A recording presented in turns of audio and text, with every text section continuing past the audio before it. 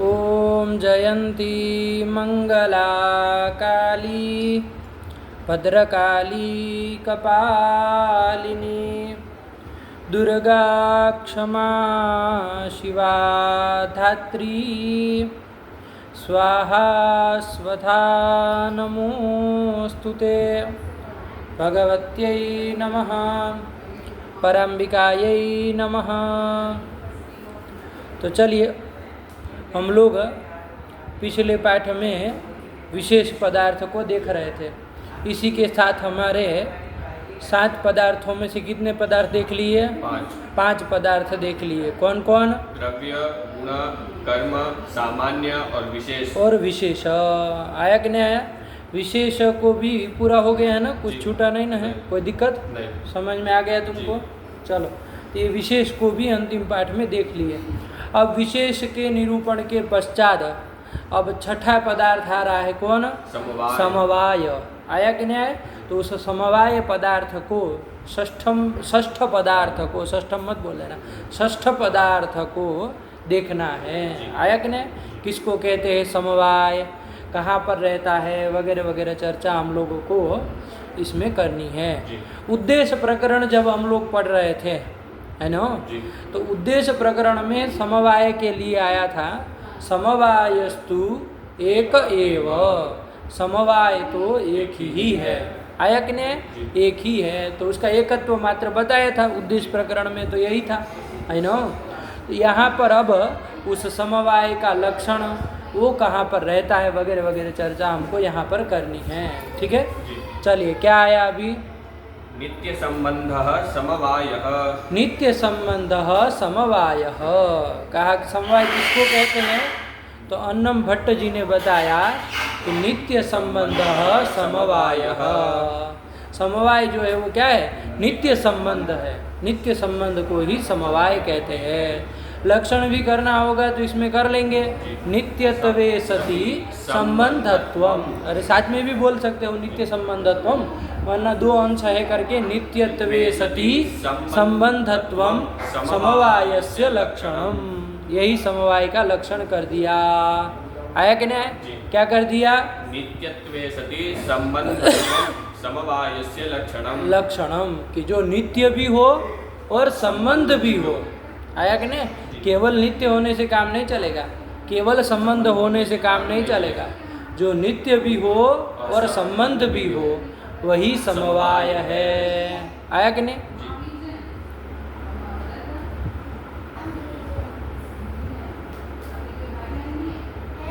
ठीक हुआ? चलो, नित्यत्वे सति संबंधत्वम समवायस्य लक्षणम। ठीक, चलो ये पाठ ये लोग, अरे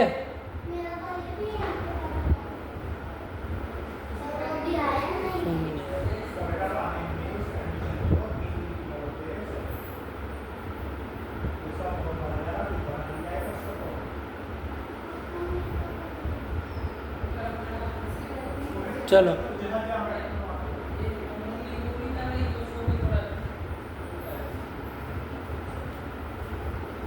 नित्यत्वे सति संबंधत्वम समवायस्य लक्षणम, यही न कर दिया? ठीक हुआ? तो दोनों से यदि इसमें अपने से पदकृत्य कर लो, है ना, कि विशेष्य दल हटा दे, केवल और केवल विशेषण दल ही रखे। नित्यत्वम समवायस्य लक्षणम, तो क्या दोष आएगा? तो आकाश आदि जो नित्य द्रव्य नित्य पदार्थ है उसमें अतिव्याप्ति हो जाएगी। नित्य जो भी है उनमें अतिव्याप्ति हो जाए। लक्षण कर रहे समवाय का, चला गया आकाश आदि में, तो अतिव्याप्ति हो गई। तो उन आकाश आदि में अतिव्याप्ति वारण करने के लिए क्या कहना पड़ेगा? संबंधत्वम, ये विशेष्य दल देना पड़ेगा। जब दे देंगे तो वारण हो जाएगा, क्योंकि आकाश आदि नित्य भले है लेकिन वो संबंध नहीं है, आकाश संबंध नहीं ना है, तो वारण हो जाएगा। अच्छा, कहे कि भैया संबंधत्वम ही कह दो, विशेष्य दल का ही उपादान करो, विशेषण दल को हटा दो, तो क्या लक्षण बन जाएगा? संबंधत्वम समवायस्य लक्षणम। तो क्या दिक्कत है? घट और भूतल का जो संयोग है, मतलब संयोग संबंध है, तो उसमें अतिव्याप्ति हो जाएगी। तो संयोग आदि में अतिव्याप्ति हो जाएगी। आया कि नहीं आया? संयोग आदि में, क्योंकि वो भी तो संबंध है, संयोग संबंध है, कालिक संबंध है, और भी संबंध है बहुत सारे, तो उन संबंधत्व लक्षण तो उन सब में भी चला जाएगा, संयोग आदि में चला जाएगा। उसमें अतिव्याप्ति वारण करने के लिए क्या देना पड़ेगा? नित्यत्वम, ये विशेषण दल देना पड़ेगा। जब दे देंगे तो वारण हो जाएगा, क्योंकि संयोग संबंध है लेकिन वो नित्य नहीं है। अरे घट को वहाँ से उठा लो तो घट और भूतल का संयोग रहेगा? नहीं रहेगा, संयोग नष्ट हो गया, तो वो नित्य नहीं ना है, वो उत्पत्ति विनाशशाली है। आया कि नहीं? तो इसलिए नित्यत्वे सति संबंधत्वम, यही समवाय का लक्षण हो जाएगा। आया कि नहीं? तो वही यहाँ पर लक्षण बताया, पढ़ो। नित्य संबंध समवाय, जो नित्य संबंध है वही समवाय है। ठीक, ये षष्ठ पदार्थ है ना, छठा पदार्थ। अब यहाँ भी प्रश्न आएगा कि भैया ये समवाय जो है वो कहाँ रहता है? ये समवाय कहाँ रहता है? जैसे सब में देखे थे ना, अभी तक जितने भी आए हैं तो उन सब में देखते आए कौन कहाँ रहता है, कौन सा पदार्थ है ना। जैसे सामान्य आया, जाति आया, तो कहाँ रहता है तो बताए थे ना, क्या बताए थे? गुण कर्म वृत्ति, द्रव्य गुण कर्म वृत्ति, द्रव्य गुण कर्म में रहता है। ऐसे ही सभी में देखे हैं, है ना? ये गुणों में भी देखे ना, गुण कहाँ रहता है, तो सभी गुणों का व्यक्तिगत प्रत्येक गुणों का अलग अलग देखे, कौन सा गुण कहाँ पर रहता है, तो ये सब देखते हुए आए। तो ऐसे ही ये जो समवाय है वो कहाँ रहेगा, इसका आश्रय स्थान क्या है, कहाँ पर रहेगा, ये प्रश्न होगा ना। तो उसी को आगे बता रहे हैं। क्या बता रहे हैं? अयुत सिद्ध वृत्ति ही, अयुत सिद्ध वृत्ति ही, वहाँ पूर्ण विराम है ना, नहीं दिया हो तो बना लेना। अयुत सिद्ध वृत्ति ही, ये जो समवाय है ये कैसा है? अयुत सिद्ध में वृत्ति है। अयुत सिद्ध जो पदार्थ है उसमें क्या होता है? ये रहता है कौन? समवाय रहता है, अयुत सिद्ध वृत्ति। आया कि नहीं? अब प्रश्न आएगा कि अयुत सिद्ध किसको कहते हैं भैया? अयुत सिद्ध तो हमको मालूम नहीं है, तो अयुत सिद्ध में रहता है कैसे जान पाएंगे? नहीं ना जान पाएंगे। इसीलिए अयुत सिद्ध को आगे के ग्रंथ के द्वारा बताने जा रहे हैं कि अयुत सिद्ध पदार्थ कौन होता है। आया कि नहीं आया? किसको अयुत सिद्ध कहते हैं? तो उसको समझने से पहले अपने से तुम समझ लो अयुत सिद्ध किसको कहते हैं। नाम से ही समझ लो, नाम से ही पता चल जाएगा। अयुत सिद्ध मतलब सीधी सीधी सरल भाषा में कहना हो तो जो पृथक होकर के न रह सके, जो पृथक होकर के न रह सके, वही अयुत सिद्ध है। आया कि नहीं? जैसे घट और घट का रूप, ये दोनों पृथक होकर के रह सकते हैं क्या? नहीं रह सकते। घट का रूप आप अलग कर लो, घट अलग कर लो, ऐसा हो सकता है क्या? नहीं हो सकता है। जब भी रहेंगे दोनों संबद्ध होकर के, है ना, मिल करके ही रहेंगे। आया कि नहीं आया? असंबद्ध होकर के ये दोनों नहीं रह सकते हैं। आया कि नहीं? तो असंबद्ध होकर के मतलब, असंबद्ध होकर के मतलब पृथक होकर के जो न रह सके उसी को अयुत सिद्ध कहते हैं। सीधी और सरल भाषा है। आया कि नहीं आया? क्या समझ में आया? अयुत सिद्ध किसको कहेंगे? जो पृथक होकर के, असंबद्ध होकर के जो न रह सके वही अयुत सिद्ध है ना। जो पृथक होकर के, असंबद्ध होकर के भी रह जाए तो उनको अयुत सिद्ध नहीं कहेंगे। जैसे घट और भूतल। आया कि नहीं? जैसे भूतल पर घट रहता है कि नहीं रहता है ना। वहाँ से घट को यदि आप उठा लेंगे तो भी घट रहेगा, भूतल भी रहेगा, दोनों रहेंगे कि नहीं रहेंगे? पृथक होकर के भी दोनों रह सकते हैं, असंबद्ध होकर के भी दोनों रह सकते हैं, तो उनको अयुत सिद्ध नहीं कहेंगे। उनको क्या कहेंगे? युत सिद्ध कहेंगे, है ना, युत सिद्ध कहेंगे। जो पृथक होकर के भी रह जाए उसको तो युत सिद्ध कहेंगे। और जो युत सिद्ध नहीं है, मतलब पृथक होकर के जो नहीं रह सकते हैं, वो अयुत सिद्ध है। इतनी सी बात है, कितनी सरल परिभाषा। आए कि नहीं? ऐसे कहीं सब में घटा सकते हो, है ना। बहुत जैसे घट और कपाल है, घट और कपाल अलग अलग रह सकते हैं क्या? नहीं रह सकते। कपाल को छोड़ करके घट अलग आप कर सकते हैं क्या? नहीं कर सकते। कि घट ये रहा, कपाल ये रहा, अलग अलग कर सकते हैं? नहीं।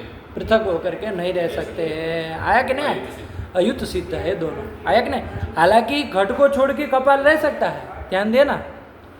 अरे घट जब नहीं बना था तो कपाल तो थे ही ना, तो घट को छोड़ के कपाल तो रह सकता है। अरे कपाल क्यों अकेला नहीं रह पाएगा? रह पाएगा ना।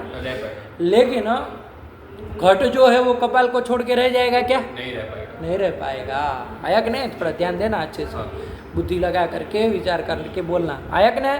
तो घट और कपाल दोनों क्या है? अयुत सिद्ध है। दोनों परस्पर, वो घट अलग कपाल अलग ऐसे पृथक होकर के नहीं रह सकते हैं ना। घट जब भी रहेगा तो कपाल में ही रहेगा। आया कि नहीं आया? तो यही अयुत सिद्ध है। ऐसे ही घटत्व और घट देख लो। घटत्व क्या चीज़ है? जाति है, और घट जो है वो द्रव्य है। तो वो जो घटत्व और घट है वो दोनों पृथक पृथक रह सकते हैं क्या? नहीं रह सकते। घट को छोड़ के घटत्व रह जाएगा क्या? नहीं रह जाएगा, नहीं ना रह सकता है ना। तो इसलिए ये भी अयुत सिद्ध है। ऐसे ही विशेष और नित्य द्रव्य, विशेष और नित्य द्रव्य। विशेष जो है वो नित्य द्रव्यों को छोड़ के अकेला रह जाएगा कहीं? नहीं रह पाएगा। विशेष अभी अभी देखे ना हम लोग, कहाँ रहता है विशेष? नित्य द्रव्य में ही रहता है। नित्य द्रव्य में रहता है। तो नित्य द्रव्यों को छोड़ के अलग से विशेष रह जाएगा? नहीं रह पाएगा। तो अयुत सिद्ध है। आया कि नहीं? और कौन बच गया? अवयव अवयवी देख लिए, गुण और गुणी देख लिए, है ना। हाँ, क्रिया का देख लो। क्रिया जैसे गमन क्रिया है ना, देवदत्त में हो रही है, चैत्र में या तो मैत्र में किसी भी व्यक्ति में गमन क्रिया हो रही, वो गमन क्रिया किसी क्रियावान को छोड़ के रह जाएगी? नहीं रह पाएगी। क्रिया क्रियावान में ही रहेगी। क्रियावान को छोड़ के अलग से क्रिया आप रख सकते, रह सकती है क्या? नहीं रह सकती। अयुत सिद्ध है। तो ये सब अयुत सिद्ध होते हैं। आया कि नहीं? अवयव अवयवी अयुत सिद्ध है, गुण और गुणी अयुत सिद्ध है, क्रिया और क्रियावान अयुत सिद्ध है, और जाति और व्यक्ति अयुत सिद्ध है, नित्य द्रव्य और विशेष अयुत सिद्ध है। ये सब अयुत सिद्ध है। बैठी बात, यही अयुत सिद्ध है। और इन अयुत सिद्ध में समवाय जो है वो क्या होता है? वृत्ति होता है। बैठ गए? अयुत सिद्ध वृत्ति। यही ना प्रश्न था भैया कि समवाय कहाँ रहता है? तो अयुत सिद्ध वृत्ति। आया कि नहीं? अब उसमें अयुत सिद्ध क्या है तो समझ में आ गया। जो असंबद्ध होकर के न रह सके, न रह पाए, उसी को अयुत सिद्ध कहते हैं। ठीक हुआ? और उदाहरण भी देख ही लिए, कोई दिक्कत नहीं ना है। चलो अब इनके भाषा में समझ लिया जाए भैया, अयुत सिद्ध किसको कहते हैं। ये तो हम लोग नाम को देख करके सरलता से समझ लिए। अब इनकी भाषा से भी पकड़ो, अयुत सिद्ध किसको कहते हैं। पढ़ो। ययोर्द्वयोर् मध्ये एकम अविनश्यत् तदवस्थम पराश्रितमेवावतिष्ठते तावयुत सिद्धौ। हाँ, ये देखो यहाँ थोड़ा है ना, पाठ थोड़ा व्यवस्थित करना, थोड़ा वो गड़बड़ है। ययोर द्वयोर मध्य एकम, यहाँ तक तो ठीक है, एकम तक तो। इसके बाद क्या लिखा है तो पाठ में? अविनश्यत तदवस्थम। ये जो लिखा है ना अलग अलग, इसी को थोड़ा व्यवस्थित करना। अविनश्यदवस्थम ये सजाएगा साथ में। क्या करना है? अविनश्यदवस्थम, है ना। अविनश्य आगे दवस्थम सीधे वहीं जोड़ देना है। मतलब बीच में जो ये त लिखा है, फिर स्पेस है, फिर त अ है, वो सब काट देना। समझ गए? क्या बोलोगे? अविनश्य दवस्थम। हाँ, अविनश्य दवस्थम, समझते एक पद है। अविनश्यति अवस्था यस्य, कर लेंगे समाज विमाज तो बाद में देख लेंगे क्या है क्या नहीं। अविनश्यद अवस्थम। आया कि नहीं आया? अविनश्यद अवस्थम, यही पढ़ना। अब पढ़ो, किसको कहते हैं भैया अयुत सिद्ध? ययोर्द्वयोर् मध्ये एकम अविनश्यदवस्थम अपराश्रितमेवावतिष्ठते तावयुत सिद्धौ। हाँ, ये कर दिया। ययोर्द्वयोर् मध्ये एकम अविनश्यदवस्थम अपराश्रितम एव अवतिष्ठते तावयुत सिद्धौ। तौ अयुत सिद्धौ, वो दोनों अयुत सिद्ध है। कौन दोनों भैया? तो कहा कि ययोर द्वयोर मध्ये एकम अविनश्यदवस्थम अपराश्रितम एव अवतिष्ठते तौ अयुत सिद्धौ। अयुत सिद्धौ, यही कर दिया। ठीक है ना? अब इसको समझा जाए पंक्ति से, है ना। ययोर द्वयोर मध्य, जैसे ले लो तंतु और पट ले लो, ये दोनों अयुत सिद्ध है ना। अभी अभी हम लोग देख ही लिए हैं, जान ही रहे हो, लक्षण से भी देख ले कि अयुत सिद्ध है कि नहीं है। तंतु को छोड़ तंतु और पट जो है वो अलग अलग नहीं ना रह सकते हैं, नहीं रखते, असंबद्ध हो करके वर्तमान नहीं हो सकते हैं। तो इसलिए ये दोनों क्या है, अयुत सिद्ध है। तंतु को छोड़ के पट रह जाएगा अलग से, नहीं रह पाएगा, नहीं रह पाएगा। पट को छोड़ के तंतु वो अलग रह जाएगा, इस चीज को थोड़ा ध्यान देना। वो रह सकता है, नहीं रह सकता? अरे पट जब नहीं बना था तो तंतु थे ही, है ना, तो तंतु रह सकता है। लेकिन तंतु को छोड़ के पट जो है वो नहीं रह सकता है। तो घटा यहाँ पर ययोर द्वयोर मध्य, घट तंतु पटयोर मध्य एकम पटः, एक जो पट है उसको ले जाओ सीधा, अपराश्रितम एव अवतिष्ठते, वहाँ अन्वय कर दो, बीच वाला वो विशेषण अभी छोड़ दो, बाद में समझाते हैं, है ना। कितना घटा रहे अभी, ययोर द्वयोर मध्य एकम अपराश्रितम एव अवतिष्ठते तौ अयुत सिद्धौ, इतना ही घटा रहे अभी, विशेषण एक छोड़ रहे हैं, है ना। तो ययोर द्वयोर मध्ये तंतु पटयोर मध्ये एकः पटः, पुल्लिंग है तो एकः कर दिए, एकः पटः अपराश्रितम एव तिष्ठते अवतिष्ठते, दूसरे के आश्रित, अपर के आश्रित ही रहता है। किस अपर के आश्रित ही रहता है, तंतु को छोड़ के रह पाएगा, नहीं रह पाएगा। तो अपराश्रितम एव अवतिष्ठते, तंत्वाश्रितम एव अवतिष्ठते तौ तंतु पटौ अयुत सिद्धौ, बन गया। आया कि नहीं? एक उदाहरण के लिए एक जगह घटा दे रहे, वरना इस तरह से अवयव और अवयवी सभी जगह देख लेना, है ना। तंतु पट में जगह घटा, ऐसे अवयव अवयवी जहाँ भी हो वहाँ सब जगह घटा सकते हो। घट और भूतल कपाल, क्षमता, घट और कपाल है, घट अवयवी है और कपाल जो है वो अवयव है, तो वहाँ सब जगह इस तरह से घटा सकते हो, है ना।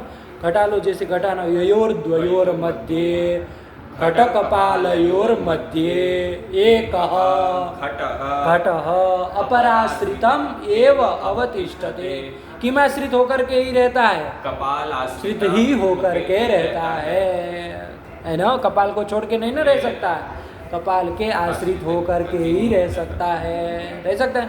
इसलिए तौ अयुत सिद्धौ, वो दोनों अयुत सिद्धौ, है ना। घट अवयवी और कपाल अवयव, ये दोनों अयुत सिद्ध है। इस तरह से कहीं भी घटा सकते हो अवयव अवयवी के बीच, है ना। ये देखो उधर घट और भूतल में नहीं घट पाएगा, घट और भूतल में ये अयुत सिद्ध नहीं हो पाएंगे। घटाना देख लो, घटा करके भी देख लो, ययोर द्वयोर मध्ये घट भूतलयोर मध्ये घटः भूतलाश्रितम एव तिष्ठते, क्या भूतल के ही आश्रित रह सकता है, ऐसा नहीं ना है। भूतल को छोड़ के भी रह सकता है, अरे वहाँ भूतल से उठा लिया, घट तो रह ही सकता है, जल में रह जाएगा, है ना, हाथ में रह जाएगा, कहीं भी रह जाएगा। भूतल को छोड़ के रह सकता है कि नहीं रह सकता? तो भूतल आश्रितम एव अवतिष्ठते, ये नहीं ना घटेगा, ऐसा नहीं है। भूतल आश्रित ही है, ऐसा नहीं है, भूतल को छोड़ के भी रह सकता है, इसलिए वो अयुत सिद्ध नहीं कहलाएगा, अयुत सिद्ध नहीं कहलाएगा। समझ गए बात? कितना सरल है एकदम। अयुत सिद्ध की परिभाषा यही है। ऐसे ही दूसरी जगह भी, और गुण गुणी में, क्रिया क्रियावान में अपने से अभ्यास करना।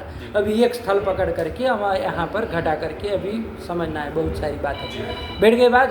तो अभी तक कितना लक्ष्य, कितना समझ में आया अयुत सिद्ध का? ययोर द्वयोर मध्ये एकम अपराश्रितम एव अवतिष्ठते तौ अयुत सिद्धौ, इतना समझ में आया। अब बीच में एक चीज हम लोग छोड़ रहे हैं, क्या? अविनश्यदवस्थम, है ना, एकम का विशेषण है ना, एकम अविनश्यदवस्थम, वो जो अविनश्यदवस्थम, अब इसका ये क्यों दिए हैं, क्या दिए हैं, तो उसको समझो, उसको समझना है ना। तो देखो एक बात इसके पहले, उस विशेषण को समझने से पहले ध्यान दो, इस तंतु के नाश से पट का नाश हो जाता है, ये बात समझ में आ रही है ना। मान लीजिए तंतु पट बना होगा, तंतु का नाश हो जाएगा तो पट रहेगा? नहीं रहेगा। तंतु के नाश से पट का नाश हो जाता है, हो जाता है ना।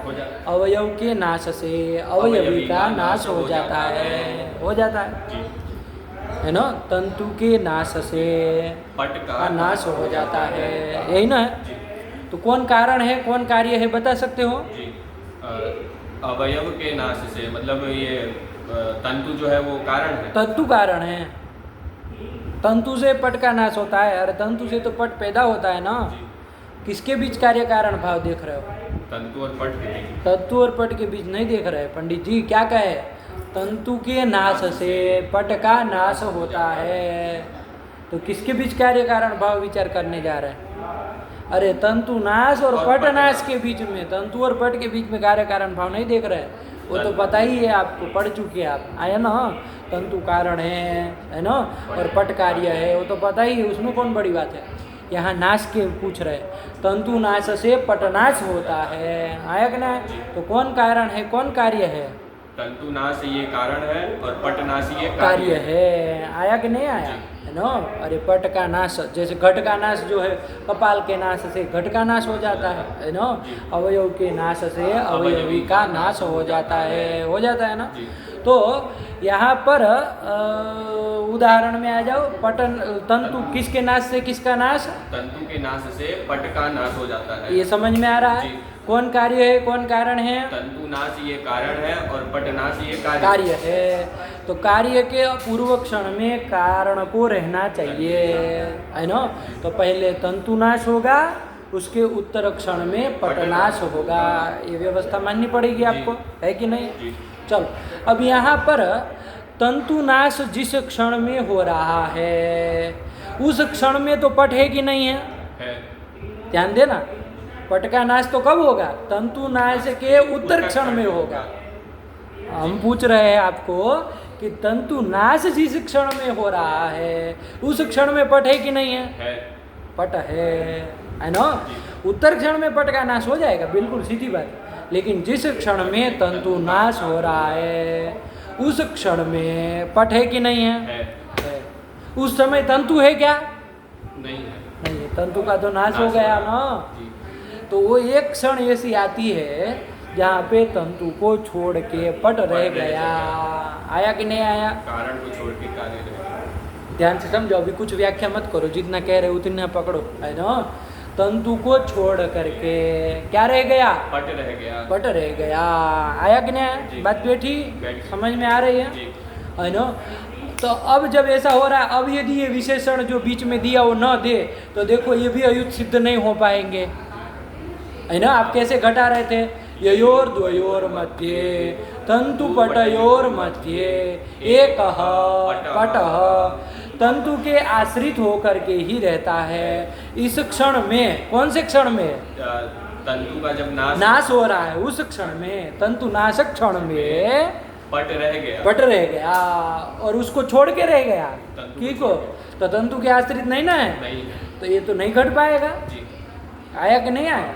अरे ययोर द्वयोर मध्ये एक अपराश्रितम एव तिष्ठते, कहाँ घटा? नहीं घटा। अरे तंतु के आश्रित ही रहता है, तंतु को छोड़ के भी रह गया। नहीं रह गया कि नहीं? रह गया। आया कि नहीं? तो ये नहीं ना हो पाएगा, इसलिए ये समस्या ना आए, इसके लिए यहाँ विषय वो दे दिया बीच में विशेषण एकम का, अविनश्यदवस्थम, है ना। अविनश्यदवस्थ जो एक है, यहाँ पर देखो, ये घटनाश क्षण में जो पट है, घटनाशक क्षम्यता तंतुनाशक क्षण में जो पट है, वो पट विनश्यदवस्थ है। कैसा है? विनश्यति अवस्था यस्य, अगले क्षण में विनष्ट हो जाने वाला है ना।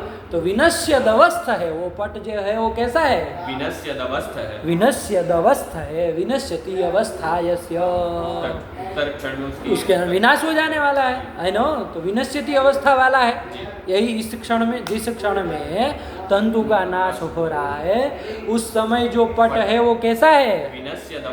विनश्यदवस्थ वो पट है। तो विनश्यदवस्थ पट जो है वो तो तंतु को छोड़ के रह जाएगा, कोई दिक्कत नहीं। लेकिन उससे भिन्न जो अविनश्यदवस्थ पट है ना, विनश्यदवस्थ पट से भिन्न जो अविनश्यदवस्थ पट है, वो कभी भी पट को छोड़ के रह पाएगा? क्षमता तंतु को छोड़ के रह पाएगा क्या? नहीं रह पाएगा। बात समझ में आ रही कि नहीं आ रही? ध्यान से समझना, इसलिए बीच में विशेषण दिया है कि नहीं है। क्या हो रहा है घटना क्षम्यता, ये क्या घट कहाँ से बार बार आ जा रहा है, ध्यान से बोला करो, है ना। मान लीजिए हम बोल भी दे तो तुरंत बोला करो, है ना। तंतुनाश से क्या होता है, पट का नाश होता है। पूर्व क्षण में तंतुनाश हुआ, उत्तर क्षण में पट का नाश होगा। तो ये जो तंतुनाश हो रहा है उस क्षण में पट विद्यमान है, उस क्षण में तंतु है क्या, नहीं है। तो तंतु के क्षण, तंतु को छोड़ करके भी पट उस समय रह गया। वो पट कैसा पट है, अवस्थ पट है। विनश्यति अवस्था यस्य, ऐसा विनश्यद अवस्थ पट है। तो विनश्यद अवस्थ पट तो उसको छोड़ के रह जाएगा, आया कि नहीं आया। लेकिन अविनश्यद अवस्थ पट जो है, आया कि नहीं, वो कभी भी तंतु को छोड़ के रह पाएगा क्या, वो तंतु के आश्रित होकर के ही रहेगा। इसलिए जोड़ा, आया कि नहीं आया, कि ययोर द्वयोर मध्य एकम अविनश्यदवस्थम, उधर जोड़ना, एकम अविनश्यदवस्थम, मतलब अविनश्यदवस्थम एकम, अविनश्यदवस्थ वाला जो एक है, अविनश्यदवस्थ जो एक है, वो अपराश्रितम एव अवतिष्ठते तौ अयुत सिद्धौ। बेटी बात की नहीं बेटी, एकम का विशेषण है अविनश्यदवस्थम, आया कि नहीं आया। वो पुल्लिंग में बोलोगे तो एक बोलोगे तो एक अविनश्यदवस्था, ये बोल लेना। नपुंसकलिंग है इसलिए वैसे बोल रहे, सामान्य रूप से नपुंसकलिंग कर दिया, नहीं आया। चलिए बोलो एक बार, अयुत सिद्ध किसको कहते हैं, अब पूरा समझ में आया ना। हाँ, ययोर द्वयोर मध्ये एकम अविनश्यदवस्थम अपराश्रितम एव अवतिष्ठते तौ अयुत सिद्धौ, कि जिन दोनों में से अविनश्यदवस्थ जो एक अपराश्रित ही रहता है, वो दोनों अयुत सिद्ध है। आया कि नहीं आया, नहीं आया। अब घटा लो अच्छे से, जैसे घट और कपाल में घटाओ, है कि नहीं है। घट और कपाल में घटाओ, ययोर द्वयोर मध्ये घट कपालयोर मध्ये एक, कौन, घट, वो भी कैसा, अविनश्यदवस्थ, मतलब विनश्यति अवस्था वाला नहीं, जिसकी अवस्था मतलब जिसका विनाश होने वाला है, वो घट को नहीं लेना है, वो तो कपाल को छोड़ के रह जाएगा, वो कपाल आश्रित नहीं रहेगा, आया कि नहीं। जो अविनश्यदवस्थ घट है वो कपाल के आश्रित ही रहता है, इसलिए वो घट और वो कपाल दोनों अयुत सिद्ध है। बैठ गई बात, आया कि नहीं। क्योंकि यहाँ भी देख लो, तो घट कपाल नाश से घट नाश होगा, तो जिस क्षण में कपाल नाश हो रहा है उस क्षण में तो घट है कि नहीं है, कपाल है क्या उस समय, नहीं है। तो यहाँ पर ये जो विनश्यदवस्थ घट है, मतलब विनश्यदवस्थ घट मतलब विनाशकालीन जो घट, जिसका उत्तर क्षण में विनाश होने वाला है, ऐसा जो घट है, आया कि नहीं। या तो इधर भी बोल सकते हैं कि जिस समय कपाल का नाश हो रहा है तत्क्षणवर्ती जो घट है उसी को विनश्यदवस्थ घट कह रहे हैं। अरे उसका विनाश न होने वाला है तो विनश्यदवस्थ घट है, वो घट तो कपाल को छोड़ के रह जाएगा, वो कपाल आश्रित ही है नहीं कह सकते, कपाल को छोड़ के रह गया। लेकिन उस विनश्यदवस्थ से भिन्न जो अविनश्यदवस्थ घट है वो कभी भी कपाल को छोड़ के रह पाएगा क्या, वो कपालाश्रितम एव अवतिष्ठते, इसलिए वो घट और वो कपाल क्या है, दोनों अयुत सिद्ध है। बैठ गई बात, यही अयुत सिद्ध का वो बताया। स्पष्ट हुआ कि नहीं हुआ, ध्यान से करना। एक बार बोल लो बाबू, अयुत सिद्ध का किसको कहते हैं, अयुत सिद्ध। ययोर द्वयोर मध्ये एकम अविनश्यदवस्थम अपराश्रितम एव अवतिष्ठते तौ अयुत सिद्धौ, अयुत सिद्धौ, आया कि नहीं। चलो ये यहाँ पर बता दिया। अब यथा करके वो अयुत सिद्ध कौन कौन होते हैं उसको भी बता रहे है ना। अयुत सिद्ध कौन कौन होते हैं, ये तो अयुत सिद्ध का स्वरूप बताया है ना, कि अयुत सिद्ध किसको कहते हैं, कौन अयुत सिद्ध होता। अब यथा करके दृष्टांत भी दे रहा है, यथा अवयवावयविनौ अयुत सिद्धौ, अवयव और अवयवी अयुत सिद्ध होते हैं, आया कि नहीं आया है ना। अवयव और अवयवी जैसे दृष्टांत के रूप में रख लेना, जैसे तंतु और पट है ना, अवयवी हो गया पट और अवयव हो गया तंतु, ये दोनों अयुत सिद्ध है। और कौन अयुत सिद्ध है? गुण गुणी नौ अयुत सिद्ध, गुण और गुणी भी अयुत सिद्ध है। गुण जानते ही हो, रूप रसादि, और गुणी यानी द्रव्य, द्रव्य, गुण वाला जो द्रव्य है द्रव्य ही होता है, तो गुणी मतलब द्रव्य, वो दोनों अयुत सिद्ध होते हैं। आया कि नहीं? क्योंकि अपने से देख लो, गुण जो है वो हमेशा गुणी के आश्रित होकर के ही रहेगा, गुणी को छोड़ के गुण नहीं ना रह सकता है, इसलिए दोनों अयुत सिद्ध है। अब लक्षण तुम अपने से सब में घटा लेना, आ जाएगा ना। ऐसे ही आगे कौन? क्रिया क्रियावंतौ अयुत सिद्धौ, क्रिया और क्रियावान, है ना, क्रिया और क्रियावान। क्रिया जानते हो, उत्क्षेपण आदि क्रिया, उसी को ना क्रिया कहते हैं, कर्म क्रिया पर्याय है। क्रियावान कौन होता है? जो कर रहा है क्रिया। हाँ, क्रिया वाला जो है वो कौन होता है? व्यक्ति कोई ना कोई। कौन होता है? व्यक्ति मतलब पुरुष ही होता है। घट में क्रिया नहीं होती है क्या? पदार्थ, कोई भी पदार्थ, द्रव्य, द्रव्य, द्रव्य में भी कौन कौन क्रिया वाले द्रव्य है? जरा बता दो तो माने, तुमको पता होना चाहिए। पृथ्वी, जल, तेज, वायु और मन। हाँ, यही क्रिया वाले द्रव्य है। अरे मूर्त इसी को ना कहा गया था, क्रिया वाले द्रव्य यही 5 ही है, पृथ्वी, जल, तेज, वायु और मन। तो क्रिया जो है वो इन 5 में ही रहेगी। इन 5 को छोड़ के क्रिया रह सकती है क्या? नहीं रह सकती, नहीं रह सकती है। तो क्रिया क्रियावंतौ अयुत सिद्धौ, क्रियावान को छोड़ के क्रिया रह पाएगी? नहीं रह पाएगी। क्रिया जो है वो क्रियावत के आश्रित ही होकर रहेगी, पृथ्वी आदि के आश्रित होकर ही रहेगी, उसको छोड़ के नहीं ना रहेगी, इसलिए दोनों अयुत सिद्ध है। नहीं आया? फिर क्या आया? जाति व्यक्ति, जातिश्च व्यक्तिश्च इति जाति व्यक्ति, द्वंद्व समास किया आया कि नहीं? जाति व्यक्ति अयुत सिद्धौ, आया कि नहीं? अयुत सिद्ध है। अरे अयुत सिद्ध, अब उसमें लिंग में ध्यान देना, व्यक्ति स्त्रीलिंग है ना, इसलिए अयुत सिद्धे ऐसा ना हो जाएगा। जाति व्यक्ति अयुत सिद्धे, हाँ, ये हो जाएगा ना, रमा रमे की तरह। अयुत सिद्धा करेंगे, सिद्धा शब्द रहेगा तो सिद्धा रमा की तरह चलेगा, तो सिद्धे बन जाएगा। चलो समझ के रखना, दोनों जाति और व्यक्ति जो है वो अयुत सिद्ध है। आया कि नहीं? जाति जैसे ले लो घटत्व जाति, और व्यक्ति घट व्यक्ति, तो वो दोनों अयुत सिद्ध है, क्योंकि घटत्व जाति घट को छोड़ के रह जाएगी, नहीं रह पाएगी, घट के आश्रित होकर के ही रहती है, इसलिए अयुत सिद्ध है। ठीक, और कौन आया? विशेष नित्य द्रव्य अयुत सिद्धे, नपुंसकलिंग यहाँ है, अयुत सिद्धे आया ना, अयुत सिद्ध है दोनों के दोनों, विशेष और नित्य द्रव्य। विशेष जो है वो नित्य द्रव्य को छोड़ के नहीं रह पाएगा, परमाणुवादी को छोड़ करके विशेष रह पाएगा, नहीं रह पाएगा, वो परमाणुवादी के आश्रित होकर के ही रहेगा, इसलिए अयुत सिद्ध, यही अयुत सिद्ध है। कितने हुए? 1 2 3 4 5 ठो हुए। अरे उसके उदाहरण देखोगे तो और बहुत सारे हो जाएंगे, लेकिन 5 है ना हुए। कौन कौन, एक बार बोलो यथा से। यथा अवयवावयविनो गुणगुणिनौ क्रिया क्रियावन्तौ जाति व्यक्ति विशेष नित्य द्रव्य चेति, ये अयुत सिद्ध है। आया कि नहीं? और इन अयुत सिद्ध में रहता है कौन? समवाय, समवाय, अयुत सिद्ध वृत्ति। अब पंक्ति लगी, अयुत सिद्ध में समवाय रहता है ना, वृत्ति होता है, रहता है। तो अवयव और अवयवी में रहता है, गुण गुणी में रहता है। आया कि नहीं? इसमें भी ध्यान देना बाबू, अवयवी जो है वो अवयव में समवाय संबंध से रहता है, इस तरह से पता होना चाहिए, उल्टा पुल्टी मत कर देना।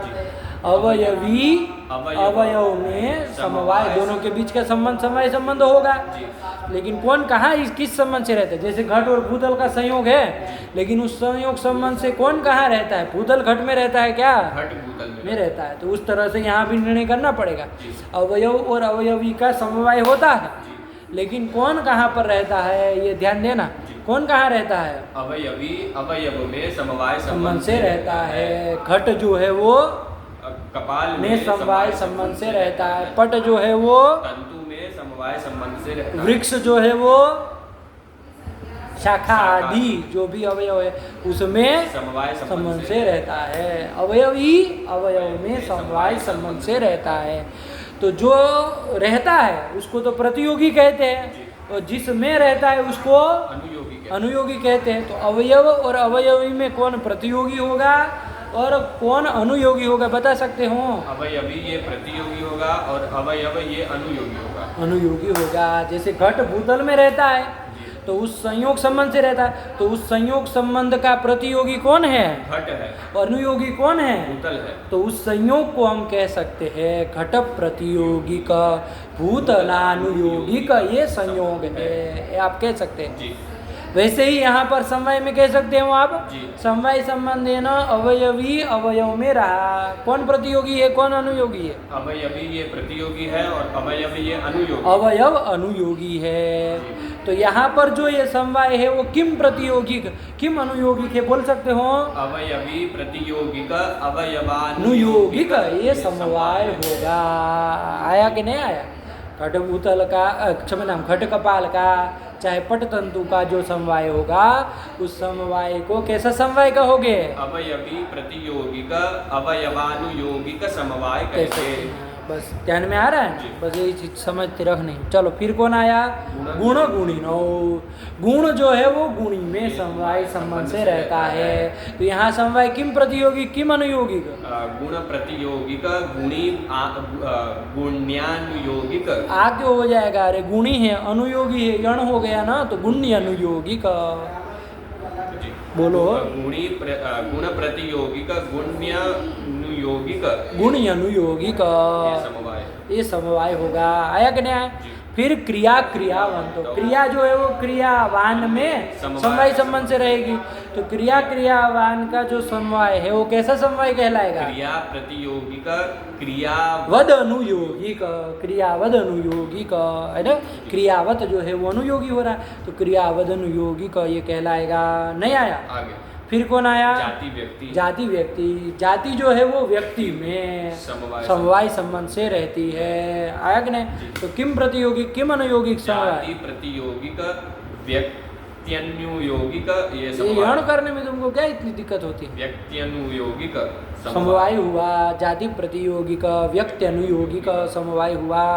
फिर विशेष जो है वो नित्य द्रव्य में रहता है, समवाय संबंध है ना। वो समवाय किम प्रतियोगी किम अनुयोगी का? नित्य द्रव्य विशेष प्रतियोगी का नित्य द्रव्यानुयोगी का समवाय कहलाएगा। आया कि नहीं? इस तरह से भी आना चाहिए। कौन किस में? अरे भाई समवाय तो होता है ना, अयुत सिद्धों का संबंध क्या होता है? समवाय होता है, निश्चित बात। लेकिन कौन किस में रह रहा है ये भी तो ध्यान देना है। तो सब में देखो पहला वाला जो जोड़ा याद रहा, उसमें पहला वाला ही दूसरे में रह रहा है, बस खाली पहले को छोड़, पहले में थोड़ा उल्टा है, क्योंकि वहाँ अवयव अवयवी में नहीं रहता है, वहाँ अवयवी अवयव में रहता है। उसके अलावा शेष सब में गुण गुणी में रहता है, क्रिया क्रियावान में रहता है, जाति व्यक्ति में रहते हैं, विशेष नित्य द्रव्य में रहता है। तो सब जगह ऐसे ही है, बस खाली पहले में थोड़ा उल्टा है। आया कि नहीं? चलो तो कोई बात नहीं, समझ में आ गया। समवाय किन के बीच होता है, कहाँ रहता है? अयुत सिद्ध वृत्ति ही। और इसी प्रसंग में अयुत सिद्ध किसको कहते हैं उसको भी विस्तार से बता दिए, सदृष्टांत बता दिए। नहीं आया? मूल ग्रंथ लग गया? एक बार पूरा ग्रंथ पढ़ लो। नित्य संबंध समवाय अयुत सिद्ध वृत्ति ही। यहाँ पूर्ण विराम करना है, ये लोग दिए नहीं है, बड़ा लोग भ्रम में फिर ऐसे ही पढ़ने लगते हैं साथ में, है ना। अरे भाई पूर्ण विराम से बड़ा ग्रंथ स्पष्ट हो जाता है कि कहाँ कहाँ रुकना है। चलो अयुत सिद्ध वृत्ति ही। ययोर्द्वयोर्मध्ये एकम् अविनश्यदवस्थम् अपराश्रितम् एव अवतिष्ठते तौ अयुत सिद्धौ यथा अवयवावयविनो गुणगुणिनौ। अवयवावयविनौ एक ही मात्रा है क्या? हाँ तो वैसे बोलो।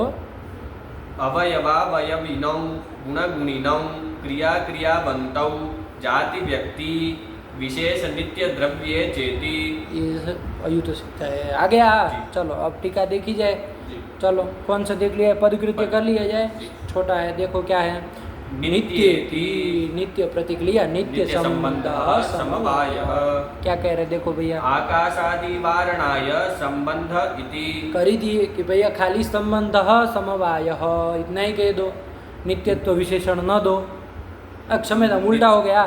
अच्छा संबंध का ही पदकृत्य कर रहे हैं, खाली नित्य समवाय यही कह दो, विशेष्य दल संबंध न दो। तो खाली क्या कह दो, नित्य समवाय, जो नित्य है वो समवाय है। तो कहाँ अतिव्याप्ति हो जाएगी, आकाश आदि में अतिव्याप्ति हो जाएगी। नित्य तो आकाश आदि भी है, उसमें समवाय का लक्षण चला जाएगा, है कि नहीं। चलो आकाश आदि वारणाय तो आकाश आदि वारणाय मतलब आकाश असादौ अतिव्याप्ति वारणाय। संबंध इति, जब संबंध कह देंगे तो आकाश आदि में जो अतिव्याप्ति है उसका वारण हो जाएगा। क्यों, क्योंकि वो आकाश आदि नित्य है, लेकिन नित्य संबंध नहीं है, संबंध नहीं ना है, वो तो वारण हो जाएगा। चलो संयोग वारणाय नित्येति। हाँ भैया, नित्य क्यों कहा, संबंध समवाय, तो कहा कि भैया संयोग भी तो संबंध है, घटभूतल का संबंध जो संयोग है वो संयोग भी तो संबंध है, तो संबंध तो लक्षण उसमें भी चला जाएगा। तो संयोगादौ अतिव्याप्ति वारणाय नित्येति, नित्य दल नित्यत्व विशेषण देना पड़ेगा। चलो स्वरूप संबंध वारण, नित्य तो दे देंगे तो वारण हो जाएगा ना, हो जाएगा। क्यों, क्योंकि संयोग संबंध नित्य नहीं है, नित्य नहीं है, बस इतना ही। चलो आगे क्या, स्वरूप संबंध वारणाय तद भिन्न इत्यपि बोध्यम। हाँ, पदकृत्यकार कह रहे कि भैया स्वरूप संबंध में तो आप नित्य क्या लक्षण रख लिए, नित्यत्वे सति संबंधत्वम समवायस्य लक्षणम। कहा कि स्वरूप संबंध में अतिव्याप्ति हो जाएगी, क्योंकि स्वरूप संबंध नित्य भी है और संबंध भी है, आया कि नहीं। तो समवाय का लक्षण कर रहे थे, स्वरूप संबंध में जा रहा है तो अतिव्याप्ति हो जाएगी। तो अतिव्याप्ति का वारण करने के लिए तद भिन्नत्वम ये भी देना पड़ेगा। तद भिन्नत्व मतलब स्वरूप संबंध भिन्नत्वम इत्यपि दलम देयम, वही कह रहे, स्वरूप संबंध वारणाय तद भिन्न इत्यपि बोध्यम। तो क्या लक्षण बन जाएगा, स्वरूप संबंध भिन्नत्वे सति नित्यत्वे सति संबंधत्वम समवायस्य लक्षणम। यही तो बन जाएगा, और क्या है, इतना ही पद करते हैं। चलो हो गया जी। क्या आया, न्याय बोधनी। चलो समवायम निरूपयति नित्येति। हाँ, समवाय का निरूपण कर रहे हैं, कौन कर रहे हैं, अन्नम भट्ट जी। निरूपयति का कर्ता कौन है, अन्नम भट्ट जी। हाँ, निरूपयति क्रिया का कर्ता कौन है, अन्नम भट्टः मूलकारः ग्रंथकारः। समवायम निरूपयति, समवाय का निरूपण कर रहे हैं नित्येति ग्रंथ के द्वारा। संबंधः समवायः। समवायः आया। संबंधत्वम विशिष्ट प्रतीति नियामकत्वम। हाँ, अब ध्यान दो बाबू, बहुत अच्छी बात। आप कह रहे नित्य संबंध समवाय है ना, समवाय कौन है, नित्य संबंध ही समवाय है। तो इसमें पहले संबंध किसको कहते हैं ये तो बताइए, है ना, बहुत अच्छी बात। नित्य तो हम लोग जानते हैं, उत्पत्ति विनाश से जो रहित हो वो नित्य है ना। अरे जिसकी उत्पत्ति हो विनाश होता हो वो नित्य होगा, नहीं ना होगा, वो तो अनित्य होगा। तो नित्य तो हम जान रहे हैं, लेकिन संबंध किसको कहते हैं, है ना, संबंध किसको कहते हैं, तो उसी को बताया। संबंधत्वम विशिष्ट प्रतीति नियामकत्वम। विशिष्ट जो प्रतीति है, ज्ञान प्रतीति यानी ज्ञान, विशिष्ट ज्ञान, विशिष्ट बुद्धि, विशिष्ट प्रतीति जो कहो, होता है कि नहीं होता है, उसका नियामक कौन होता है, संबंध होता है। तो विशिष्ट प्रतीति नियामकत्वम संबंधत्वम, यही संबंध का स्वरूप बता दिया। संबंध किसको कहते हैं भैया, तो जो विशिष्ट प्रतीति का नियामक है।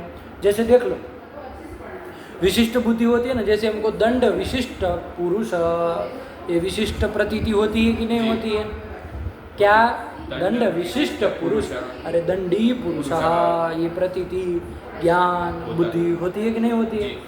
तो ये विशिष्ट प्रतीति है कि नहीं है। ये विशिष्ट प्रतीति कब होगी, जब दंड और उस पुरुष का क्या होगा, संबंध होगा। आया कि नहीं आया।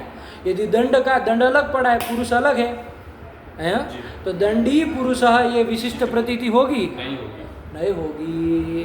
दंड विशिष्ट पुरुष ये विशिष्ट प्रतीति नहीं होगी। कब होगी, जब दंड का विशेषण का और पुरुष विशेष से इन दोनों का संबंध होगा, है ना, तभी विशिष्ट प्रतीति हो पाएगी। तो विशिष्ट प्रतीति का नियामक कौन हुआ, संबंध हुआ। विशिष्ट प्रतीति नियामकत्वम संबंधत्वम। आया कि नहीं आया, वही कह दिए नियामक का।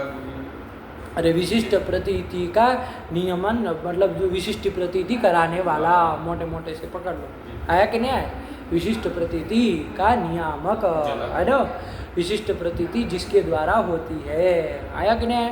अरे संबंध न रहे विशेषण का और विशेष्य का तो विशिष्ट प्रतीति होगी नहीं होगी। नहीं ना होगी। दंड मान लीजिए अलग पड़ा है, पुरुष अलग खड़ा है, तो दो ये विशिष्ट दंडी पुरुष, ये विशिष्ट प्रतीति नहीं होगी। नहीं होगी, है ना। दंड विशिष्ट पुरुष, ये विशिष्ट प्रतीति कब होगी? जब दोनों के बीच संबंध होगा। आया कि नहीं? जी। तो वो विशिष्ट प्रतीति का नियमन करने वाला है, विशिष्ट प्रतीति का नियामक है, वही संबंध है। नहीं आया? चलो वही कर दिया। क्या कहा है? संबंधत्वम विशिष्ट प्रतीति नियामकत्वम। विशिष्ट प्रतीति का नियामक है नो। चलो जहाँ भी विशिष्ट आता है ना तो वहाँ संबंध जरूर। देखो तुरंत प्रश्न होता है, जहाँ भी कहते थे ना कि दंड विशिष्ट पुरुष, तो वहाँ प्रश्न करते वैशिष्ट्यम के न संबंधे न। अरे विशिष्ट है तो किस संबंध से विशिष्ट है भाई? बिना संबंध के विशिष्ट नहीं हो सकता। नहीं हो सकता है। विशिष्ट है तो कोई ना कोई संबंध से ही होगा। राज विशिष्ट पुरुष, तो कहा कि भैया वैशिष्ट्यम के न संबंधे न। तुरंत प्रश्न करते हैं कि भाई राज से विशिष्ट पुरुष जो हो रहा है तो किस संबंध से हो रहा है? स्वस्वामी भाव संबंध से हो रहा है, स्वत्व संबंध से हो रहा है, जो होता है कि नहीं? तो इस तरह से विशिष्ट प्रतीति का नियामक कौन होता है? संबंध होता है। तो वही कर दिया, संबंधत्वम विशिष्ट प्रतीति नियामकत्वम। ठीक, चलो। तावन् मात्रोक्तौ संयोगे अतिव्याप्ति ही संयोगे अतिव्याप्ति ही। तावन मात्रोक्तौ, तावन मात्रोक्तौ मतलब संबंध तत्व मात्रोक्तौ, संबंधत्व। अरे संबंधत्व का अर्थ बताया, जी। संबंधत्व विशिष्ट प्रतीति नियामकत्वम। तावन मात्रोक्तौ तो संबंधत्व मात्रोक्तौ, संबंधत्व का ही केवल उपादान करे, किसका न करे? नित्यत्व, इस विशेषण दल का उपादान न करे तो कहाँ अतिव्याप्ति हो जाएगी? संयोग में अतिव्याप्ति हो हो जाएगी, क्योंकि वो भी संबंध संबंध है। है। अरे विशिष्ट प्रतीति का नियामक है ना। घट विशिष्ट भूतल, ये जो विशिष्ट प्रतीति होती है कटवत भूतलम, ये विशिष्ट प्रतीति हो रही, उस प्रतीति का नियामक कौन है? संयोग संबंध, संयोग है। तो विशिष्ट प्रतीति नियामक मतलब संबंध कौन हुआ? संयोग हुआ। संयोग हुआ तो संबंधत्व लक्षण संयोग में चला गया, नहीं चला जाएगा? चला जाएगा। तो तावन मात्रोक्तौ संयोगे अतिव्याप्ति ही अतो नित्य इति विशेषणम, नित्यत्वम इति विशेषणम देयम। जब दे देंगे तो वारण हो जाएगा, क्योंकि संयोग नित्य नहीं है। क्या ही कहना, आई गया। चलो ययोर द्वयोर मध्य। अब ये कर दिया, अब उसका नहीं किए जी। है ना, लेकिन वो भी समझ ही गए हैं। खाली नित्यत्व कहेंगे तो आकाश आदि में अतिव्याप्ति, तदवारणाय संबंधत्व विशेष दल देना पड़ेगा। जब दे देंगे तो वारण हो जाएगा, क्योंकि आकाश आदि संबंध नहीं है, वारण हो जाएगा। ये अपने से समझ लेना, सरल होता है, सब चीज़ लिखनी नहीं होती। चलो क्या कहे, पढ़ो। ययोर द्वयोर मध्य इति, हाँ ये ययोर द्वयोर मध्य इति का प्रतीक लेके क्या कुछ कहना चाह रहे हैं? ययोर द्वयोर मध्य से क्या बताए थे? अयुत सिद्ध क्यों कौन होता है, ये बताए थे ना। तो वही अब उसका लक्षण वक्षण बता रहे हैं, अयुत सिद्ध का ही। पढ़ो क्या कह रहे हैं। यन्निष्ठ काल निरूपिता ध्येयता सामान्यम यदवच्छिन्नम तदुभयांतरत्वम तदुभयान्यतरत्वम अयुत सिद्धत्वम इत्यर्थः। अयुत सिद्धस्य किम लक्षण? अयुत सिद्ध का एक लक्षण बता रहे हैं। जी। मूलकार ने तो बताया ही, अयुत सिद्ध किसको कहते हैं। मूलकार ने क्या बताया? ययोर द्वयोर मध्ये एकम अविनश्यतवस्थम अपरास्मितम एव अवतिष्ठते तौ अयुत सिद्धौ। ये तो बता ही दी अयुत सिद्ध का स्वरूप। अब यहाँ पर न्याय बोधिनिकार अयुत सिद्ध का एक परिष्कृत लक्षण भी बता रहे हैं। बहुत सुंदर और अच्छा लक्षण है। क्या कह रहे हैं?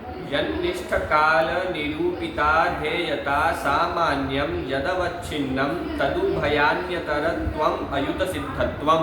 ये अयुत सिद्धत्वम आया कि नहीं? अन्यतरत्वम यहाँ तक है, आया ना। यन्निष्ठ काल निरूपिता ध्येयता सामान्यम यदवच्छिन्नम तदुभयान्यतरत्वम अयुत सिद्धस्य लक्षणम। ये कर देंगे आप, कोई दिक्कत नहीं है। चलो अब इसको समझना है, इस लक्षण को, है ना, ध्यान से समझना। देखो बाबू, जैसे घट जो है वो भूतल में रहता है कि नहीं रहता है? भूतले घटः, है ना। इदानीम भूतले घटः। इदानीम मतलब इस काल में, इस काल में, अस्मिन काले, अभी हिंदी में कहना हो तो अभी भूतल पर घट है, इदानीम भूतले घटः, आया कि नहीं, इदानीम भूतले घटः, ये होता है ना। ऐसे ही इदानीम कपाले घटः, ये भी होता है कि नहीं होता है। अच्छा, भूतल में जो घट रहता है तो हमेशा भूतल में रहेगा ऐसा जरूरी नहीं ना है ना, लेकिन घट कपाल में तो रहेगा ही रहेगा, है ना, कपाल को छोड़ के तो रहेगा नहीं। तो इदानीम कपाले घटः, ये भी होता है ना, इदानीम कपाले घटः होता है ना, कि अभी कपाल में घट है, बाद में भी रहेगा, है ना, कपाल में तो घट हमेशा रहेगा, है ना, घट है तो कपाल में रहेगा ही। तो इदानीम कपाले घटः, और खाली इदानीम नहीं, सर्वदा कपाले घटः। अरे सर्वदा, हमेशा कपाल में क्या होता है, घट रहता है, घट रहता है, सर्वदा कपाले घटः, हमेशा कपाल में घट रहता है। अब सर पे खड़े रहोगे, बैठो ना वो आसन लेकर के, सर्वदा कपाले घटः, ठीक है। वो दूसरा आसन ले लो ना बाबू, उधर पीछे पड़ा है, हाँ, काहे, सर्वदा कपाले घटः, सर्वदा कपाले घटः होता है ना।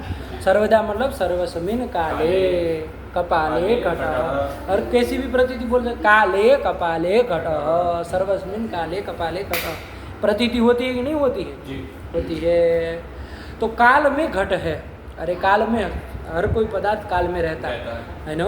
जगताम आश्रयो मतः, पूरे जगत का आश्रय है कौन, काल है कि नहीं है। तो घट जो है वो कहाँ रहा, कपाल में रहा, काल में रहा। अरे बकलोल आदमी हो तुम, इदानीम कह रहे ना, इदानीम मतलब अस्मिन काले घटः, तो काल में घट रहा है कि नहीं रहा, काल में कह रहे हैं, कपाल में तो रहता ही है, दुनिया जानती है, वो तो पता ही है, काल में कह रहे हैं ना अभी। जगताम आश्रयो मतः, कौन, काल, पूरे जगत का आश्रय है, तो घट का भी तो आश्रय है। तो घट जो है वो कहाँ रहेगा, काल में रहेगा, काल में रहेगा। कौन अधिकरण होगा, कौन आधेय होगा, काल जो है वो अधिकरण होगा और घट आधेय होगा। अधिकरणता किस में रहेगी, आधेयता किस में रहेगी, काल में अधिकरणता रहेगी और घट में आधेयता रहेगी, आधेयता रहेगी। तो कालनिष्ठ अधिकरणता निरूपित आधेयता किस में है, घट में, घट में है। किन निष्ठा है, घटनिष्ठा, घटनिष्ठा है, आया कि नहीं, घटनिष्ठा क्या हुई, कालनिष्ठ अधिकरणता निरूपित घटनिष्ठा आधेयता हुई, घटनिष्ठा क्या हुई, आधेयता हुई। कौन सी आधेयता, पूरा बोलो, कालनिष्ठ अधिकरणता निरूपित आधेयता, घटनिष्ठा हुई, है ना, कालनिष्ठाधिकरणता निरूपित आधेयता घटनिष्ठा हुई, घटनिष्ठा हुई, हुई कि नहीं हुई, हुई, है ना, कि क्योंकि काल में घट रह रहा है ना, है ना, काल में घट रह रहा है। तो क्या खुसुर खुसुर कर रहे हो जी, काल में घट रहा, घट रहा, रहा कि नहीं रहा, काल में घट रहा, घट रहा, तो काल अधिकरण बना, तो काल निष्ठ अधिकरणता निरूपित आधेयता, आधेयता कहाँ आई, घट में आई, घट में आई। इतने तक की बात समझ में आ रही ना, धीरे धीरे आराम से करो, समझते जाओ ना, लक्षण टेढ़ा मेढ़ा है, अच्छे समझना, वरना गच्चा खा जाओगे। चलो अब यहाँ ध्यान दो, देखो घटनिष्ठ अधिकरणता निरूपित आधेयता हुई ना, तो अधिकरणता से निरूपित आधेयता होती है, तो अधिकरणता का आश्रय जो अधिकरण है काल, उससे भी निरूपिता हो जाएगी, नियम जानते ही हो तुम, ये सब हम लोग शुरुआत में ही समझे। यदि ये न निरूपितम भवति तत्तदाश्रयेणापि निरूपितम भवति, आधेयता अधिकरणता से निरूपित होती है, तो अधिकरणता का आश्रय जो काल है उससे भी निरूपिता होगी। तो सीधा हम बोल ले कि काल निरूपित जो आधेयता, तो कोई तुमको दिक्कत नहीं ना होगी, उसका मतलब वही है, कालनिष्ठ अधिकरणता निरूपित आधेयता। उसी को शॉर्ट में बोल दे तो क्या बोल देंगे, काल निरूपित आधेयता, काल निरूपिता ध्येयता किन निष्ठा? घटनिष्ठा। घटनिष्ठा हुई कि नहीं हुई? हुई। उस आधेयता का अवच्छेदक कौन होगा, बता सकते हो? घटत्व होगा। घटत्व होगा। चलो आया कि नहीं? वो तो होगा, कोई दिक्कत नहीं, लेकिन कपाल होगा यहाँ पर जो हमको बताना है, ध्यान देना, कौन होगा? कपाल होगा। क्योंकि क्या कहा आपने? ये अस्मिन काले काले घटः कपाले, है ना? अरे काल में घट है, लेकिन वो घट जो है वो किम अवच्छेदेन है?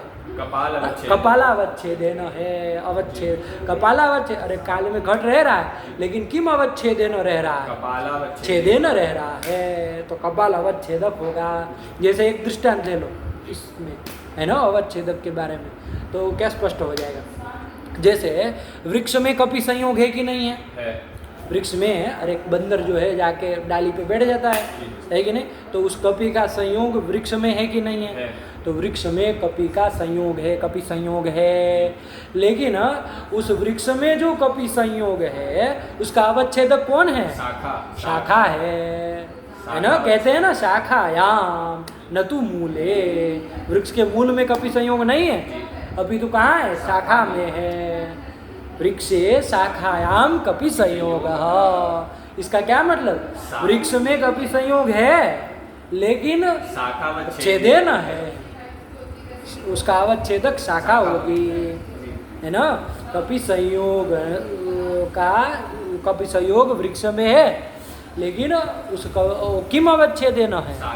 छेदेन है, न तो मूलावच्छेदेन। इसलिए हम लोग बोलते हैं ना शाखावच्छेदेन वृक्षे कपि संयोग, कहते कि नहीं कहते? न तो मूलावच्छेदेन। आया कि नहीं आया? ये कहते। वैसे ही ये जो काल निरूपिता ध्येयता आई, उस आधेयता को ही कपि संयोग की तरह समझो। उस आधेयता को ही तुम उधर कपि संयोग की तरह समझो। जैसे कपि संयोग वृक्ष में, वैसे ही वो काल निरूपित आधेयता जो है वो कहाँ है? घट में है। आया कि नहीं आया? घट में है, आधेयता घट में है। उस आधेयता का अवच्छेदक कौन होगा? कपाल होगा। अरे भाई वो आधेयता घट में है, लेकिन किम अवच्छेदेन? तंतु अवच्छेदेन है क्या? कपालावच्छेदेन है। अरे वो घट जो है वो काल में रहता है, वो घट किम अवच्छेदेन काल में रहता? कपालावच्छेदेन काल में रहता। क्षम्यताम, उधर उल्टा पुल्टी हो जा रहा है। आधेयता को अवच्छेदक, आधेयता का अवच्छेदक न कहना है तो गड़बड़ न हो जाए, ध्यान से समझो, बात वही है, समझ गए हो। देखो घट जो है वो काल में रहा, एक बार बता दे रहे फिर, घट जो है वो काल में रहा, काल अधिकरण है, घट जो है वो आधेय है, तो घट निष्ठ काल निष्ठ अधिकरणता निरूपित आधेयता कहाँ आई? घट में आई। उसी आधेयता को हमने शॉर्ट में क्या बोल दिया? निरूपिता ध्येयता। तो काल निरूपिता ध्येयता कहाँ आई? घट में आई। वो जो आधेयता है वो किम अवच्छेदेन है? कपालावच्छेदेन है। तंतु आदि अवच्छेदेन नहीं ना? जैसे कपि संयोग वृक्ष में शाखा अवच्छेदेन है, वैसे ही काल निरूपिता ध्येयता घट में कपालावच्छेदेन है, कपाल अवच्छेदक हो जाएगा। आया कि नहीं? कपाल जो है वो क्या हो जाएगा? अवच्छेदक हो जाएगा। तो वो जो किसका? आधेयता का, तो वो आधेयता जो है वो कपाल से अवच्छिन्ना हो जाएगी। तो कपालावच्छिन्ना घटनिष्ठा ध्येयता, वो काल निरूपिता ध्येयता कह सकते हो ना? बोल सकते हो कि कपाल निरूपिता ध्येयता कुत्र? कपाल निरूपिता ध्येयता कुत्र? घटे। किम अवच्छिन्ना? कपालावच्छिन्ना होगी, क्योंकि अवच्छेदक कपाल हुआ, तो कपालावच्छिन्ना वो आधेयता हुई। बैठ रही बात, समझ में आ रही है? इतनी बात आया कि नहीं? तो अब यहाँ पर ध्यान से अब लक्षण देखो क्या कह रहे हैं अयुत सिद्ध का, पढ़ो। काल निरूपिता ध्येयता सामान्यम यदवच्छिन्नम तद उभयान्यतरत्वम अयुत सिद्धत्वम, ये कर दिया। यन्निष्ठ काल निरूपिता ध्येयता सामान्यम यन्निष्ठम, अरे ध्यान से, अरे यन्निष्ठ, अरे वहाँ देखो, मुँह मत ताको हमारा। यन्निष्ठ काल निरूपिता ध्येयता सामान्यम, काल निरूपिता ध्येयता किन्निष्ठ है? काल निरूपिता अधेयता घटनिष्ठ है। तो यत से किसको लोगे? घट को लेंगे। तो घटनिष्ठ काल निरूपिता ध्येयता सामान्यम। अरे आधेयता सामान्य, काल निरूपित जो आधेयता सामान्य है, मतलब सकल आधेयता जो है वो किसमें है? घट में। तो घटनिष्ठ हुई ना, तो इसलिए घटनिष्ठ जो काल निरूपिता ध्येयता सामान्यम, वो किम अवच्छिन्न है? वो आधेयता किससे अवच्छिन्न है? कपाल से अवच्छिन्न चिन्ह है। तो यद अवच्छिन्न, वहाँ यद से किसको लोगे? कपाल को लेंगे। तो यदवच्छिन्नम मतलब कपालावच्छिन्नम। आया कि नहीं आया? तो वही लिखा आगे, आधेयता सामान्यम यदवच्छिन्नम मतलब कपालावच्छिन्नम। कपालावच्छिन्न क्योंकि कपालावच्छेदक है, तो कपाल से अवच्छिन्न हुआ, आधेयता सामान्य हो जाएगा, आधेयता हो जाएगी। आया कि नहीं? तदुभय, अब तदुभय करके कौन लिया जाएगा? तो दोनों यद से जो जो लिए थे वो तदुभय ले लेना, घट को और कपाल को। कपाल को। तो तदुभय करके आ गया घट और कपाल। तदु उभय अन्य तरत्व किसमें किसमें जाएगा? घट में जाएगा और कपाल में जाएगा। तो वही अयुत सिद्ध है। जी। नहीं आया? इतना सारा है बात। आया कि नहीं आया? यन्निष्ठ काल निरूपिता ध्येयता सामान्यम यदवच्छिन्नम तदुभयान्य तरत्वम अयुत सिद्धत्वम इति अर्थः। यही अयुत सिद्ध का लक्षण। एक बार लक्षण बोलो, क्या आया? यन्निष्ठ काल निरूपिता ध्येयता सामान्यम यदवच्छिन्नम तदुभयान्यतरत्वम अयुत सिद्धत्वम। ये आ गया। आया कि नहीं? अच्छा, अब इसमें ये देख लीजिए, घट और भूतल अयुत सिद्ध नहीं ना हो जा रहे कहीं इस लक्षण से, विचार कर लिया जाए, है कि नहीं? जैसे यहाँ आपने कहा कि इदानीम कपाले घटः, यही ना लिए थे आप प्रतिथि? इदानीम घटः,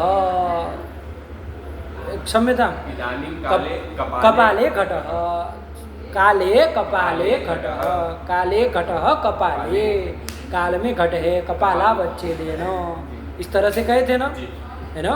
वो कौन से काल में? तो सभी काल में होता है, खाली यही काल में होता है ऐसा तो कुछ है नहीं। सभी काल में घट रहेगा तो कहाँ रहेगा? कपाल में ही रहेगा। आया कि नहीं? तो ये कर दिया। ऐसे ये ले लो, मान लो इदा घट जो है वो भूतल में है, तो इदानीम भूतले घट है ना? इदानीम मतलब अस्मिन काले, तो अस्मिन काले घट, तो काल में घट है, तो काल निष्ठा अधिकरणता निरूपित आधेयता घट में आई। वो अधिकरणता का, वो क्षमता, वो आधेयता का अवच्छेदक यहाँ कौन हो गया? भूतल हो गया। तो वो आधेयता भूतलावच्छिन्न हो गई कि नहीं हो गए? हो गए। ये तो देखो, अब घटाओ यहाँ पर, यन्निष्ठ घटनिष्ठ काल निरूपित ध्येयता सामान्यम यदवच्छिन्नम वच्छिन्नम, तो तदुभय करके वो दोनों भी आ गए, अन्य तरफ तो दोनों में चला जाएगा, ये भी अयुत सिद्ध हो गए। ये तो मामला गड़बड़ा गया भाई, वो तो अयुत सिद्ध नहीं ना थे। तो ध्यान रखना बाबू, ये जो है ना काल निरूपित आधेयता जो घट में आ रही है, वो हमेशा घटावच्छेदेन होगी ऐसी जरूरी है क्या? नहीं। ध्यान रखना, काल निरूपित आधेयता अभी है, अभी भूतल पर घट है, तो ये तत् कालनिष्ठ अधिकरणता निरूपित आधेयता जो घट में आई, वो आधेयता का अवच्छेदक भूतल होगा। सही बात, कोई दिक्कत नहीं। लेकिन वो आधेयता जो है वो हमेशा उसका अवच्छेदक भूतल हो सकता है क्या? नहीं। है ना, हमेशा घट भूतल में रहेगा ऐसा तो नहीं है, नहीं ना है ऐसा। तो मान लीजिए वो घट कहीं अन्यत्र पड़ा है ना, घट कहीं मान लीजिए जल में है ना, समझ लेंगे, मान लो जल में, गंगा जी में घट है, तो इदानीम गंगायाम घट, तो अब यहाँ देख लो, कालनिष्ठ अधिकरणता निरूपित आधेयता घट में आई कि नहीं आई? घट में आई। उस आधेयता का अवच्छेदक कौन होगा? जल होगा। तो आधेयता सामान्य, इसलिए सामान्य शब्द जोड़ा है, ध्यान रखना। क्या शब्द जोड़ा? सामान्य। एक आधेयता को ले लोगे तब तो गड़बड़ हो जाएगी, क्योंकि एक आधेयता को पकड़ करके तो क्या हो जाएगा, उसका अवच्छेदक भूतल भी हो जाएगा। लेकिन हमको आधेयता सामान्यम यदवच्छिन्नम करना है। तो आधेयता जो है कालनिष्ठाधिकरणता निरूपित आधेयता, उस आधेयता के अंतर्गत वो आधेयता घटनिष्ठा आधेयता भी आई कि नहीं आई? जब जल में घट है तब भी काल में घट तो है ही, तो तादृश आधेयता भी आधेयता के अंतर्गत आई। अब उस आधेयता का अवच्छेदक भूतल होगा क्या? नहीं, इसमें नहीं होगा। अरे जब जल में घट है तब उस आधेयता काल निष्ठाधिकरणता निरूपित आधेयता का, काल में तो घट रहना ही है, वो काल निष्ठाधिकरणता निरूपित आधेयता का अवच्छेदक अभी घट होगा क्या? क्षम्यता भूतल होगा क्या? अभी तो जल अवच्छेदक, क्योंकि जलावच्छेदे न घट काल में है। आया कि नहीं आया? तो अभी अवच्छेदक कौन होगा? जल ही होगा। जल होगा, भूतल नहीं ना होगा। नहीं होगा। तो आधेयता सामान्य का अवच्छेदक भूतल नहीं हो सकता है, नहीं जल हो सकता है, लेकिन कपाल हमेशा आधेयता सामान्य का अवच्छेदक होगा, क्योंकि कपाल में तो घट रहेगा ही रहेगा, है नो, चाहे संयोग है ना भूतल में रहे चाहे जल में रहे, लेकिन घट जो है वो समवाय न कपाल में रहेगा ही रहेगा, कपाल को छोड़ के नहीं रहेगा, नहीं ना रहेगा। तो इसलिए काल निष्ठ अधिकरणता निरूपित आधेयता जो कि घटनिष्ठा है, उस आधेयता सामान्य का अवच्छेदक कौन होगा? कपाल ही होगा। कपाल होगा। तो वो आधेयता सामान्य किससे अवच्छिन्न होगी? कपाल से अवच्छिन्न होगी। कपाल अवच्छिन्न होगी। तो तदुभय करके कौन कौन लिया जाएगा? घट और कपाल लिया जाएगा। घट भूतल नहीं लिया जाएगा। घट और जल नहीं लिया जाएगा। तो वो अयुत सिद्ध है भी नहीं लिया जाएगा। बैठ के बाद सामान्य पद का इसीलिए जोड़े आधेयता सामान्यम, सभी आधेयता को पकड़ना है। यदि सामान्य पद न दे तो आधेयता करके कोई एक आधेयता ले लेंगे तो घट और भूतल भी परस्पर में क्या होने लगेंगे? अयुत सिद्ध तो होने लगेंगे, जो कि है नहीं, लेकिन अयुत सिद्ध का लक्षण चला जाएगा, है कि नहीं? तो न हो इसलिए सामान्य पदोपादान किया है कि आधेयता सामान्य का अवच्छेदक जितनी भी आधेयता है, काल निरूपित जितनी भी आधेयता घट में है, उस आधेयता सामान्य का अवच्छेदक होना चाहिए। तो वो भूतल और जल नहीं हो सकते। कौन होगा? कपाल ही होगा। कपाल होगा। बैठ गई बात? तो वही कर दी है, इसमें कौन बड़ी बात है? यनिष्ठ काल निरूपिता धेयता सामान्यम, यहाँ यद से किसको लोगे? घट को लेंगे। तो घटनिष्ठ काल निरूपिता धेयता सामान्यम यदवच्छिन्नम किमवच्छिन्नम कपालावच्छिन्नम तदुभय करके कौन लोगे? घट और कपाल। तदुभयान्यतरत् तो किस में जाएगा? घट में भी जाएगा, कपाल में भी जाएगा। तो वही अयुत सिद्ध है। अयुत सिद्ध का लक्षण अयुत सिद्ध में चला गया। ऐसे ही पट तंतु में भी देख सकते हो, पट तंतु में भी देख लो, वहाँ पर काले पट तंतौ तंतु अवच्छेदे न पट काल में है। आया कि नहीं? तो काल निरूपित जो आधेयता है वो यनिष्ठ किन्निष्ठ है? पटनिष्ठ है। पटनिष्ठ है। वो जो आधेयता सामान्य है उसका अवच्छेदक कौन है? तंतु है। तंतु है। तो वो जो आधेयता सामान्य है वो किससे अवच्छिन्न है? तंतु से अवच्छिन्न। तंतु अवच्छिन्न है। तो यदवच्छिन्नम तंतु अवच्छिन्नम। तो पहले यनिष्ठ में यद से पट को लिए थे और यदवच्छिन्नम के यद से तंतु को लिए। हो रहा है कि नहीं हो रहा? घटाना भी। अरे जोड़ दो। पटनिष्ठ निरूपिता धेयता सामान्यम तंतु अवच्छिन्नम, है कि नहीं? तो तदुभय कौन आएंगे? तंतु और पट। तदुभयान्यतरत्व किस में जाएगा? तंतु और पट में जाएगा। लक्षण समन्वय हो जाएगा। तो इस तरह से घटा लेना। अन्यत्र भी घटा लोगे ना? नहीं घटा लोगे? चलो पढ़ो। निष्ठ काल निरूपिता धेयता सामान्यम यदवच्छिन्नम तदुभयान्यतरत्वम अयुत सिद्धम या अयुत सिद्धत्वम इत्यर्थः। आया कि नहीं? चलो तो ये अयुत सिद्धस्य लक्षण। कोई पूछे अयुत सिद्धस्य किम लक्षणम तो क्या बोलोगे? यनिष्ठ काल निरूपिता धेयता सामान्यम यदवच्छिन्नम तदुभयान्यतरत्वम अयुत सिद्धस्य लक्षणम। चलो ये कर दिया, ठीक है ना? अब बाकी जगह में गुण और गुणी में इन सब में तुम घटाना। अरे सब जगह घट जाएगा, कौन बड़ी बात है ना? जैसे यहाँ घट और कपाल में घटा दिए, ऐसे गुण गुणी में क्रिया क्रियावान में जाति व्यक्ति विशेष नित्य द्रव्य सब में अयुत सिद्ध का लक्षण घट जाएगा। घटा लोगे ना? अभी तुम्हारा काम है, कहीं फंसे कहीं समस्या लगे तो पूछना। हो गया? न्याय बोधिनी हो गई? रखा जाए पाठ। इसी के साथ समवाय का निरूपण हो गया। 7 पदार्थों में से कितने हो गए? कौन कौन? द्रव्य गुण कर्म सामान्य विशेष और समवाय। समवाय यहाँ तक हो गए। और अब अंतिम पदार्थ, सप्तम पदार्थ आ रहा है। कौन? अभाव। अभाव का निरूपण करने जा रहे हैं। तो अभाव को अब अगले पाठ से देखेंगे। इस पाठ को यहीं विराम दिया जाए, बहुत समय हो गया। रखे। भगवते नमः, पराम्बिकायै नमः। अस्तु।